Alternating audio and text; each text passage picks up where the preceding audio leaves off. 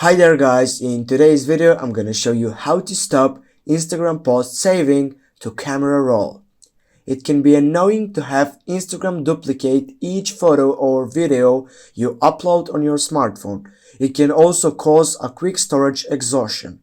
If you're not trying to be a consumer on Instagram but would rather like to publish a lot of content on regular, chances are always to find the application to auto-saving those pictures you upload, especially the ones you edit back to your phone's gallery, and that can be annoying considering the unnecessary storage wastage and the stress of having to manually remove these images.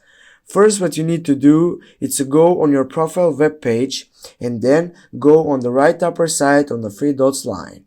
Then go on setting option. After that, as you can see, you have the account. Go on that. Then guys, scroll down and go on original posts. After that, as you can see, save original posts and save posted posts is turned on. Now you need to turn it off. Go turn it off again, go back. Now guys, you know how to stop Instagram post saving to camera roll. Thanks for watching. Make sure that you hit that like and share the video, and if you have any problems about this, comment down below. See you soon guys.